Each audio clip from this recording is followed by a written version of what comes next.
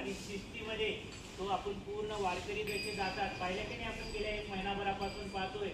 पंढरपूर असेल, त्यानंतर संत गजानन महाराजांचं शेगाव असेल, आळंदी असेल, मुक्ताईनगर असेल, असे वेगवेगळे जे काही देवस्थान आहेत तिथून अनेक वारकरी हे चालत चालत पंढरपूरला निघालेले आहेत.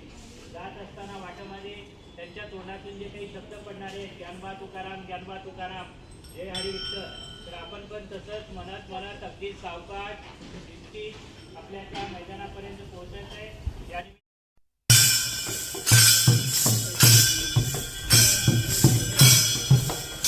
अवघे गरजे पंढरपूर, अवघे गरजे पंढरपूर, अवघे गरजे पंढरपूर. चालला नामाचा गजर, चालला नामाचा गजर, चालला नामाचा गजर. अवघे गरजे पंढरपूर, अवघे टाळ घोष काली येती, टाळ घोष काली येती. झाली विठ्ठलाची मोठी, झाली विठ्ठलाची मोठी. पांडुरंगी नाहले हो, पांडुरंगी नाहले हो, पांडुरंगी नाहले हो. चंद्रभागानी चंद्रभागानी अवघे गरजे पंढरपूर, अवघे गरजे पंढरपूर. चालला नामाचा गजर, चालला नामाचा गजर, चालला नामाचा गजर. अवघे गरजे पंढरपूर.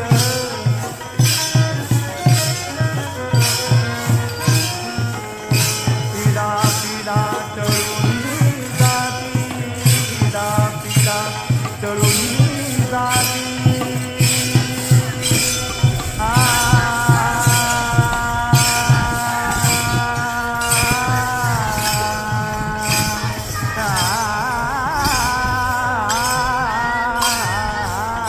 पिढा पिढा तरुणी जाती. देहालाय लाभे मुक्ती, देहालाय लाभे मुक्ती. नामरंगी रंगले हो, नामरंगी रंगले हो, नामरंगी रंगले हो. संतांचे माहेर, संतांचे माहेर. अवघे गरजे पंढरपूर, अवघे गरजे पंढरपूर. चालला नामाचा गजर, चालला नामाचा गजर, चालला नामाचा गजर. अवघे गरजे पंढरपूर, अवघे गरजे पंढरपूर, अवघे गरजे पंढरपूर. संचाला आपल्या समोर या ठिकाणी आमंत्रित करतो आणि सर्वांचे फोटो चंद्रभागेमध्ये स्नान करता पाप ताप ही सरते, चंद्रभागेमध्ये स्नान करता पाप ताप ही सरते. पंढरीचा हा राजा बघता सुख सुख हे हरते, पंढरीचा हा राजा बघता सुख सुख हे हरते. सुख दुःखाच्या सुट्टी काठी,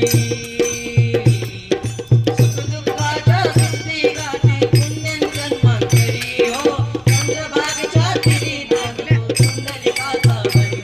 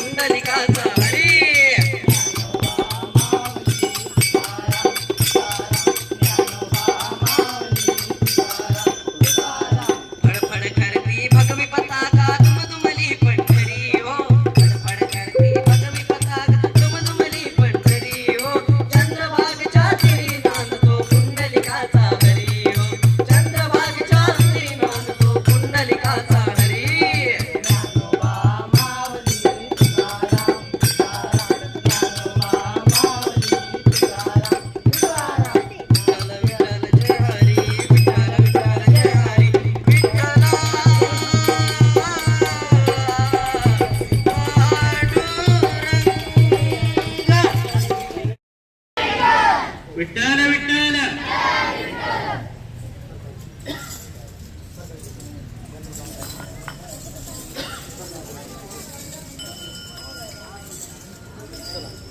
यानंतर लय भारी या चित्रपटातलं माऊली माऊली हे गीत या ठिकाणी काही विद्यार्थी सादर करणार आहेत. तर या विद्यार्थ्यांचं सुद्धा आपण सगळ्यांनी फक्त टाळ्या वाजवायच्या आहेत जेव्हा यांचं सादरीकरण चालू असेल तेव्हा. चला सादरीकरण करणारे विद्यार्थी इकडे बाजूला आहे. चला व्यवस्थित थांबा लवकर. my God. Hey.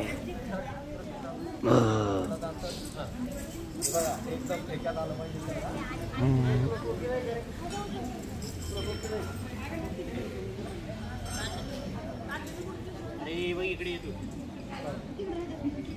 बंद कर. ते व्यवस्थित करायचं आहे, घाबरायचं नाही. स्टेप सगळ्यांच्या एक साथ आल्या पाहिजे. चला सिस्टीम वाले कोण आहेत?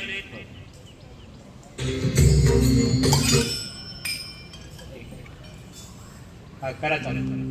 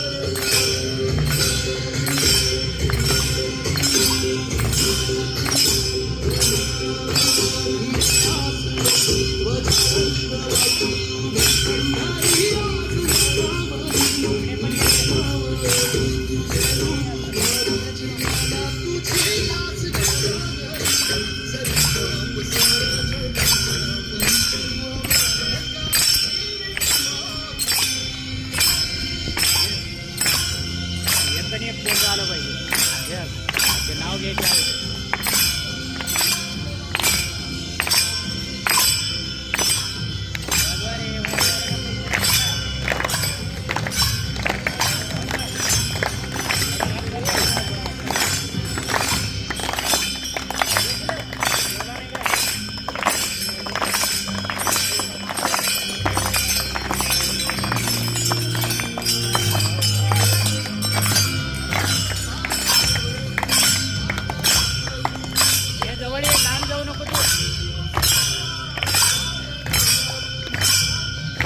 जा जवळ मध्ये जा वाटलं मॅडमला घेऊ. हे सगळे पोरं आले पाहिजे.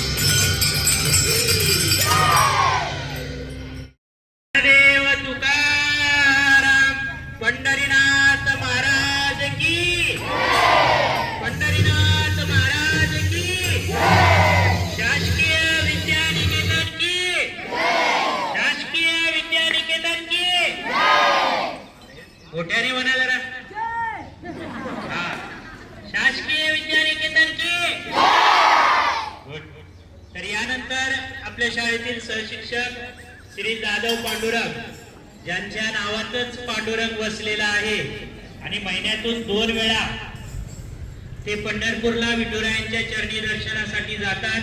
तर अशा पांडुरंग सरांना आता आपण विनंती करूयात की त्यांनी एक अभंग या ठिकाणी सादरीकरण करावं. त्यांचंही आपण सगळ्यांनी जोरदार टाळ्या.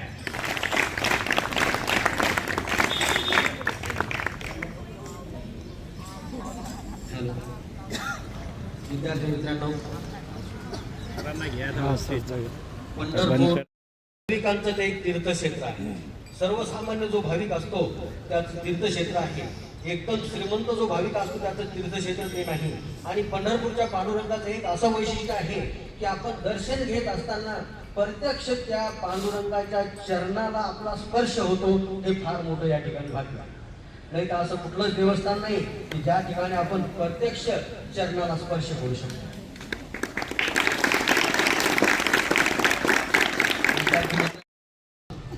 28 युगापासून हा पंढरीचा पांडुरंग या ठिकाणी उभा आहे. परंतु विद्यार्थी मित्रांनो, मागील काळामध्ये अशी एक महामारी आली आणि 28 युगापासून जी अखंड वारीची परंपरा चालू होती, अखंड वारीच्या परंपरामध्ये त्या एका वर्षी मात्र विठ्ठलाच्या वारीला या ठिकाणी खंड पडला होता आणि ती महामारी होती कोविड.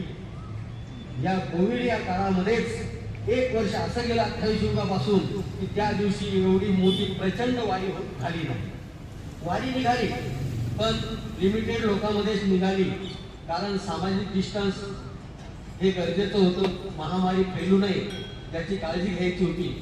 म्हणून त्या ठिकाणी लिमिटेड म्हणजे कमी लोकांमध्ये, कमी वारकऱ्यामध्ये त्या ठिकाणी वारीचं नियोजन करण्यात आलं. आणि त्या महामारीने देखील आपल्या मानवाला बऱ्याच गोष्टी शिकून दिल्या. म्हणून या ठिकाणी महामारीच्या काळामध्ये एवढी मोठी वारी आहे, लाखोना मंडळी आहे, पण या वारीचं कुणाला निमंत्रण नाही. या वारीमध्ये लाखोना मंडळी आहे पण कुणी या ठिकाणी उपाशी राहत नाही, कुणी उपाशी झोपत नाही, कुठे चेंगराचेंगरी नाही, कसलाही अनुचित प्रकार या वारीमध्ये घडत नाही. हे पंढरपूरच्या पांडुरंगाचं फार मोठं वैशिष्ट्य आहे. आणि या महामारीमध्ये वारीचं खंडन पडलं. मस्जिद बंद होत्या, गुरुद्वारा बंद होत्या, मंदिरं बंद होते आणि भक्तांना, सर्वसामान्यांना काय करावं काहीही कळत नव्हतं. आणि अशाच प्रकारे एक भक्त आपल्या पांडुरंगाला त्याच्या आळवणी करताना या ठिकाणी म्हणतो, माझा आवाज तेवढा सुंदर नाही पण मी प्रयत्न करतो. धावून ये विठ्ठला सत्वारी, धावून ये विठ्ठला सत्वारी, सुनी सुनी वाटे तुझी पंढरी, सुनी सुनी वाटे तुझी पंढरी. पंढरी सोडून पांडुरंगा गेलासे का दूर, पंढरी सोडून पांडुरंगा गेलासे का दूर. तू नसताना उदास वाटे तुझे हे पंढरपूर, बसला कुठे तू पुण्या मंदिरी, बसला कुठे तू पुण्या मंदिरी, सुनी सुनी वाटे तुझी पंढरी, सुनी सुनी वाटे तुझी पंढरी. सखुजनाईच्या घरी रमलासे का देवा, सखुजनाईच्या घरी रमलासी का देवा. देवा इथे तू नाही म्हणून आटली ही चंद्रभागा, पाहिले तुला एकनाथा घरी, पाहिले तुला एकनाथा घरी, सुनी सुनी वाटे तुझी पंढरी, सुनी सुनी वाटे तुझी पंढरी. संत सावताच्या मळ्यामध्ये तू गेला का पांडुरंगा, संत सावताच्या मळ्यामध्ये तू गेला का पांडुरंगा देवा इथे तू नाही म्हणून आटली ही चंद्रभागा पाहिले तुला एकनाथ घरी सुनी सुनी वाटे तुझी पंढरी सुनी सुनी वाटे तुझी पंढरी.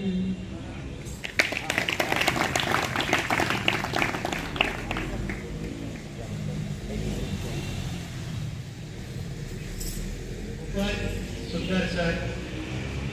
आपला हा महाराष्ट्र ही संतांची भूमी आहे आणि महाराष्ट्रातला हा संत माणूस म्हणजेच आपल्या सगळ्यांचे वारकरी बांधव अगदी कुठलंही लोभ किंवा स्वार्थ किंवा अपेक्षा न बाळगता आपलं देहभान विसरून कित्येक मैलाचा प्रवास ते चालत चालत करतात आणि विठुरायांच्या चरणी एका आषाढीच्या निमित्ताने पोहोचून त्यांचं दर्शन घेऊन ते त्या ठिकाणी आपला जे काही अपेक्षा त्यांनी बाळगलेली होती त्या पूर्ण करतात. तर अतिशय सुंदर असं आपण या ठिकाणी सादरीकरण केला. त्यानंतर लेझिमचे विद्यार्थी जे या ठिकाणी लेझिम सादरीकरण करतील. सगळ्यांनी फक्त शिस्ती घेऊन लाईनीत उभा राहायचं करा.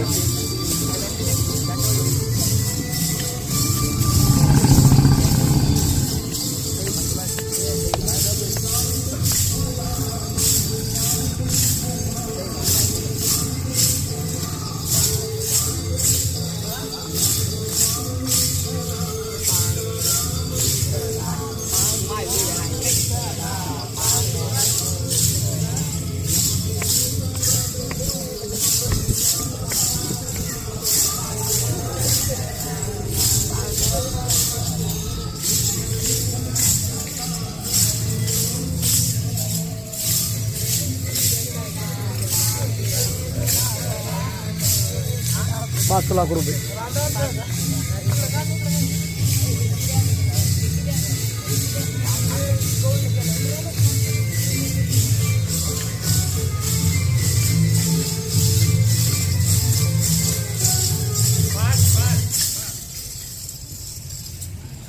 खूप छान, जोरदार टाळ्या.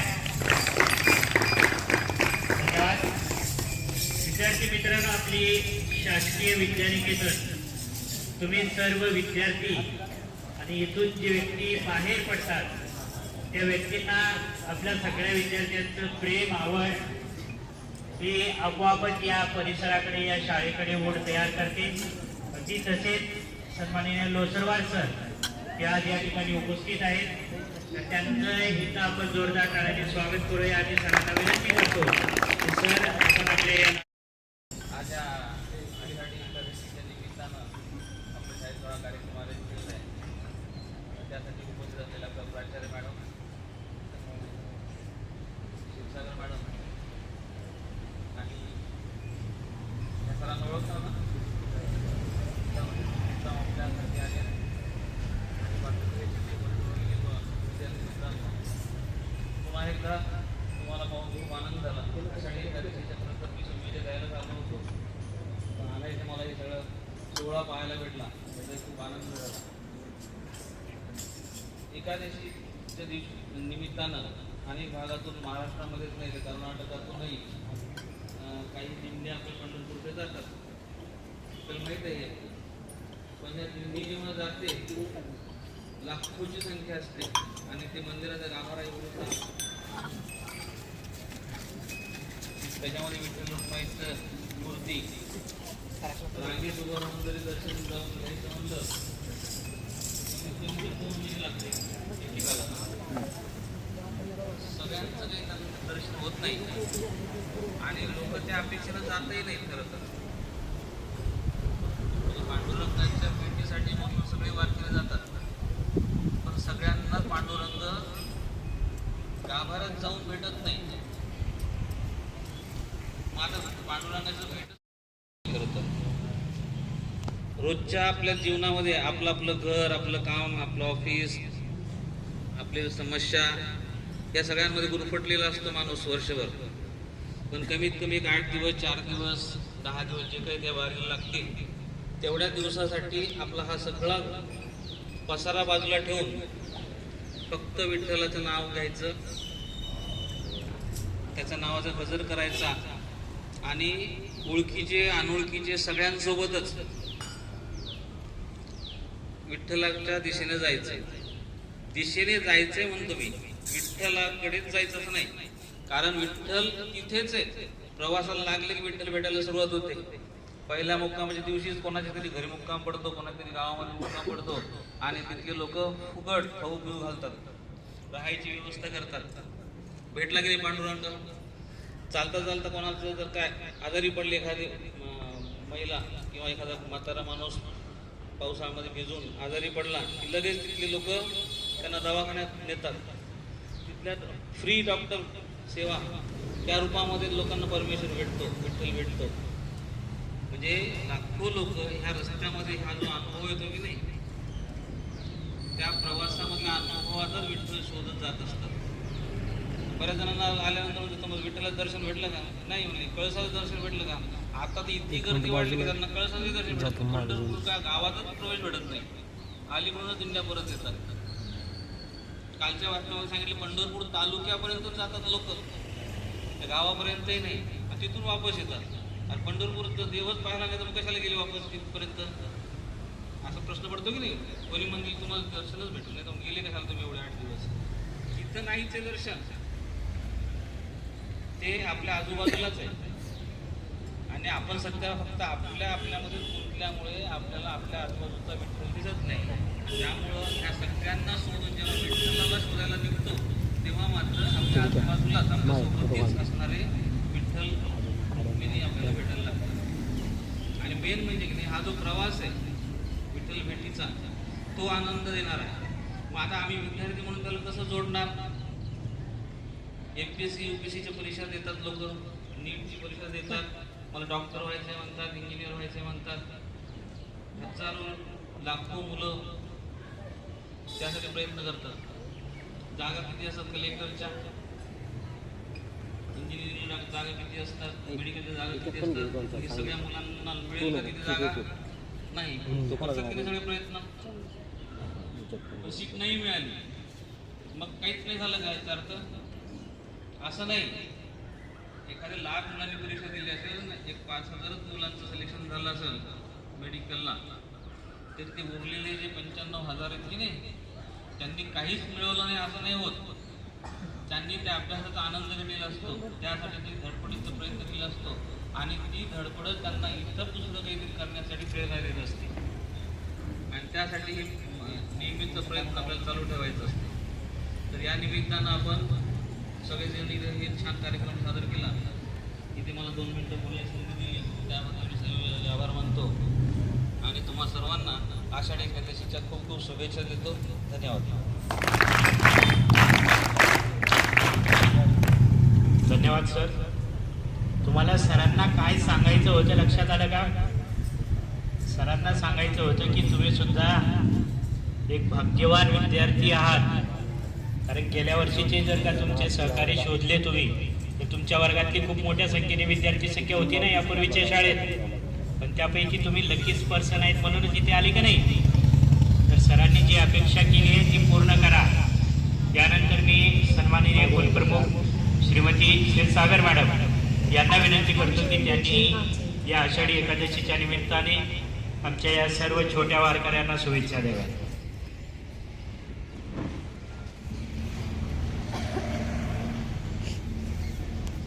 जय हरी माऊली मनानं जय हरी. आजच्या कार्यक्रमाला उपस्थित असलेल्या आपल्या शाळेच्या प्राचार्य डॉक्टर अचानक उपस्थित झालेले लोसरवार सर आणि आपल्याला छान त्यांनी मार्गदर्शन केलेलं आहे.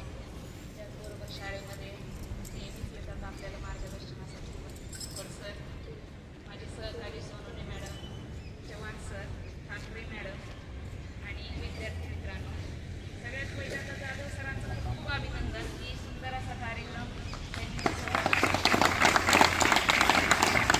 कार्यक्रमाचा आपल्याला आनंद घेता आला.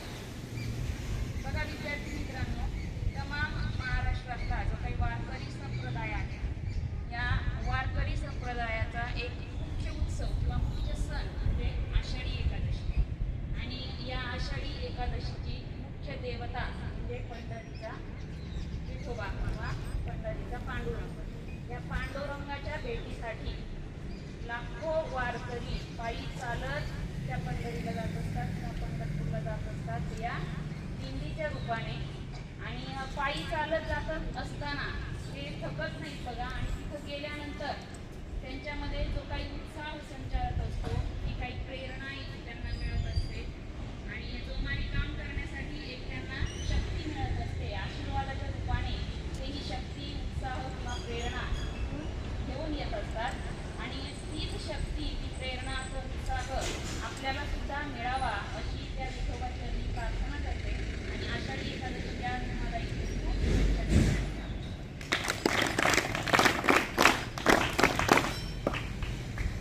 धन्यवाद मॅडम. त्यानंतर आपल्या सन्माननीय प्राचार्या श्रीमती सुनीता राठोड मॅडम यांना सुद्धा मी विनंती करतो की त्यांनी आमच्या या वारकऱ्यांना या ठिकाणी आषाढी एकादशीच्या निमित्ताने शुभेच्छा द्याव्या. मॅडमचं आपण जोरदार टाळ्यांनी स्वागत करू.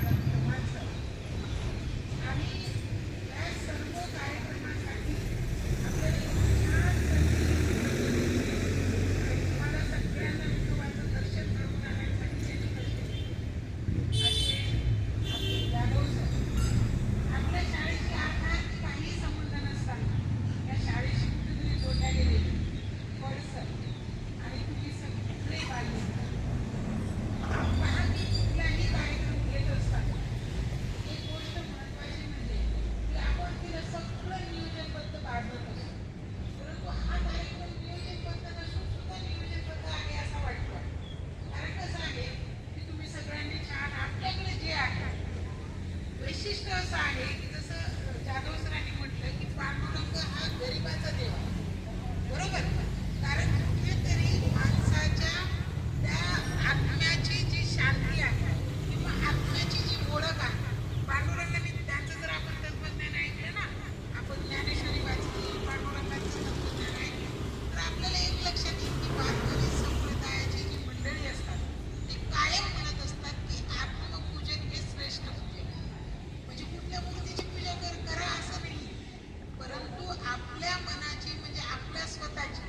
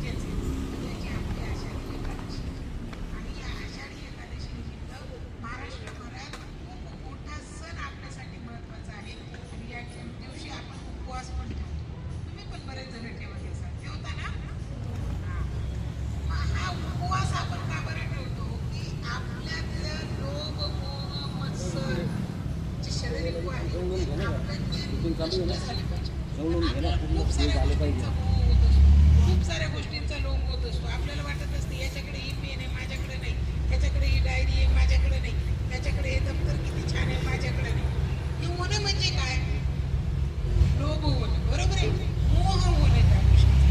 परंतु ती मिळवू नये अशातला भाग नाही. ती मिळवण्यासाठी धडपड करणं म्हणजे आपले प्रयत्न, आणि ते प्रयत्न आपल्याला अशा उपवासातून अशा आपल्याला स्वतःला पडताळून पाहायचं की मी किती वेळ राहू शकतो अन्न वाचून, मी किती वेळ पाण्या वाचून राहू शकतो. कारण किती जण तर असे असतात की पाणी सुद्धा पित नाही हे एकादशीला. हे दोन जे महत्वाच्या मोठ्या एकादशी आहेत ना आपल्याकडे, एक महाशिवरात्रीची आणि एक ही आषाढीची, तर तेव्हा पाणी सुद्धा पित नाही.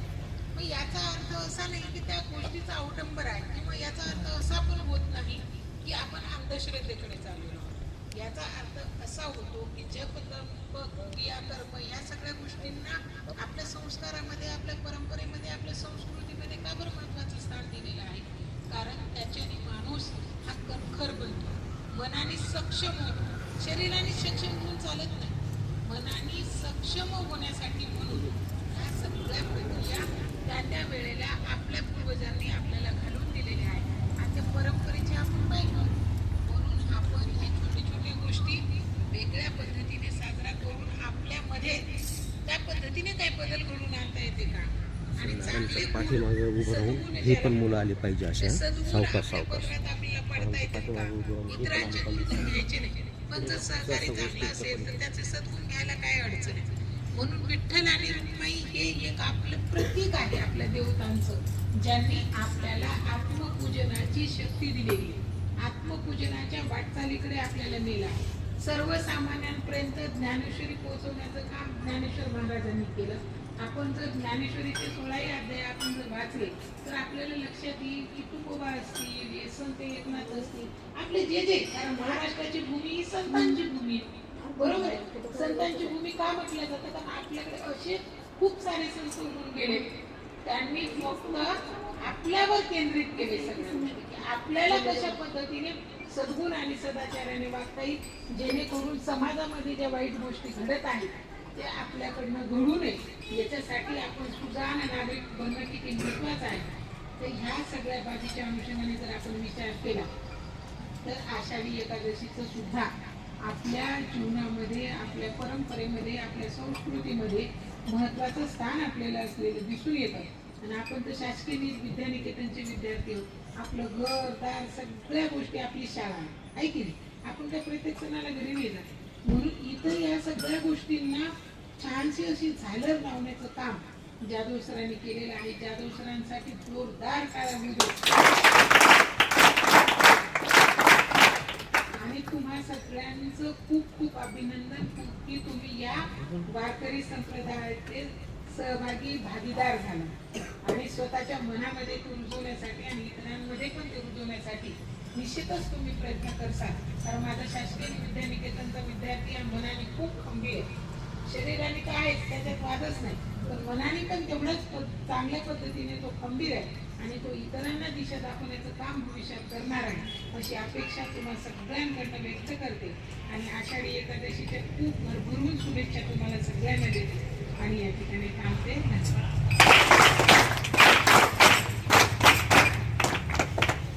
धन्यवाद मॅडम. यानंतर सन्माननीय मॅडमच्या हस्ते आरती होईल आणि आरतीच्या नंतर जे आपल्या शाळेचे जो काही वारकरी जे कवा त्या कार्यक्रमात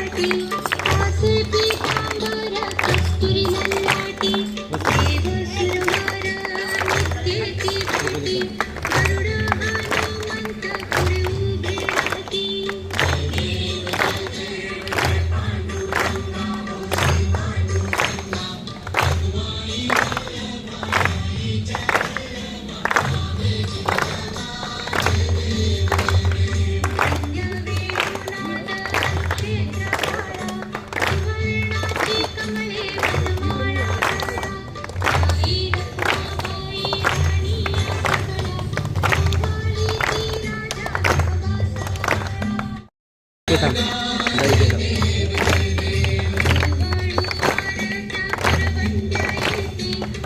नीट घे जा पलीकडे.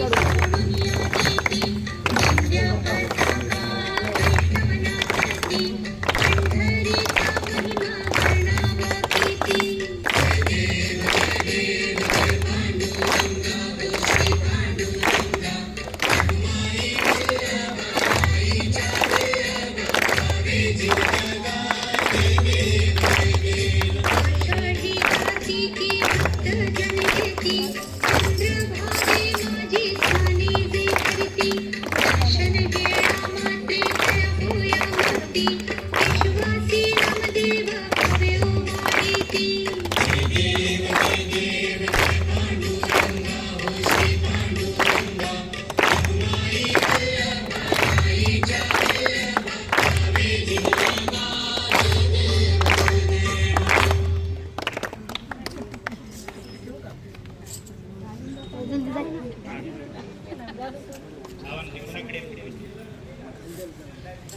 आलीन लोटांगण वंदीन चरण डोळ्यान पाहिन तुझे तुझे आलिंगन आनंद पूजन भावे वाळीन मुलीन तुमेव माता पिता तुमेव तुमेव बंधू सखा तुमेव तुमेव विद्या तुमेव तुमेव साक्षात् परब्रह्म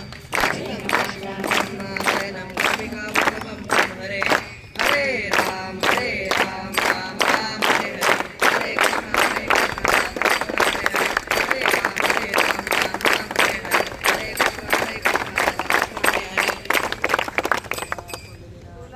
बोला कुंडली कर्जर विठ्ठल श्री ज्ञानदेव तुकाराम पंढरीनाथ